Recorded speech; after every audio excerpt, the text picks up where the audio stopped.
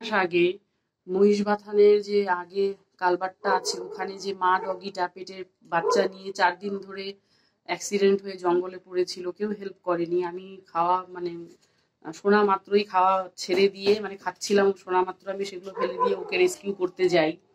তো ওকে তুলে নিয়ে আসি। মোটামুটি আমার এখানে 1.5 মাস থাকার পরে ট্রিটমেন্টে বাচ্চাগুলো, পেটের বাচ্চাগুলো বেঁচে যায়।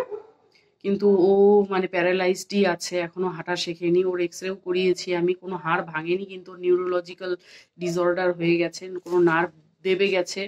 ওর যে স্পাইন আছে, স্পাইনের দুটো হাড় লাস্টের দিকে যে হাড়গুলো থাকে, একটা বেশি ফাঁকা হয়ে গেছে, একটা বেশি মানে কাছাকাছি চলে এসছে, যার জন্য ওর খুব পেইন হয়, তাই ও হাঁটতে পারছে না।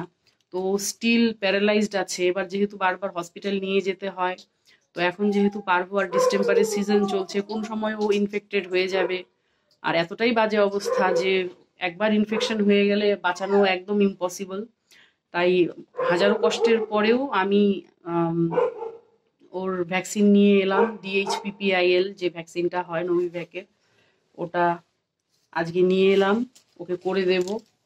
ও যখন ছোট ছিল তখনও ওকে করেছিলাম। তো আজকে ওর DHPPIটা হবে। আমি ওর টেম্পারেচার নিলাম, টেম্পারেচার একদম নর্মাল, 101.2। ওর যে বাচ্চাটা বেঁচে আছে ওরও আজকে হলো, পাপি ডিপি ওর হলো, আর ওর মায়ের আজকে DHPPIটা হবে।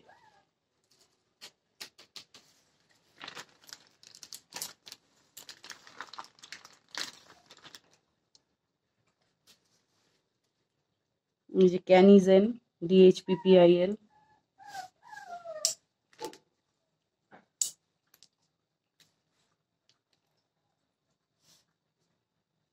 অনেকেই আছে ডিস্টেম্পার পার্ভো সম্পর্কে তাদের কোনো জ্ঞান নেই, অথচ বাড়িতে তাদের সারমেয় আছে। তো তাদের বলছি যে আপনারা কুকুর বেড়াল যাই পুষুন, তাদের কি রোগ হতে পারে, কি রোগের জন্য ওদের জীবন চলে যেতে পারে, সেই বিষয়গুলো ইউটিউবে গুগলে সার্চ করুন, আপনারা সবই বুঝতে পারবেন, জানতে পারবেন। এবার ডিস্টেম্পার আর পার্ভোটা হলো এতটাই মানে ফাটাল যে একবার হয়ে গেলে সার্ভাইভালের রেট প্রায় 95%ই থাকে না। আর 5% সঠিক চিকিৎসা, যত্ন, যত্নের পরে আর কি 5% ডগ বেঁচে যায়। আর মৃত্যুর সংখ্যাটাই যেহেতু বেশি, ওরা এতটাই কষ্টে মারা যায় যে চোখে দেখা যায় না। মানে ভ্যাকসিনের দামের থেকে 4-5 গুণ টাকা খরচা করার পরেও ওরা আর কি বাঁচে না, যার জন্য ভ্যাকসিনেশনটাই একমাত্র কিওর।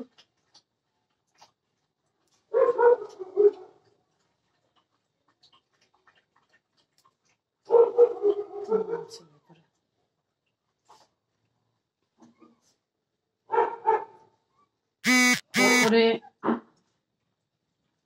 1000-2000 টাকার ভ্যাকসিন করলে ওরা সারা বছরের জন্য ইয়ে হয়ে যায়, ওদের ইমিউনিটি তৈরি হয়ে যায়।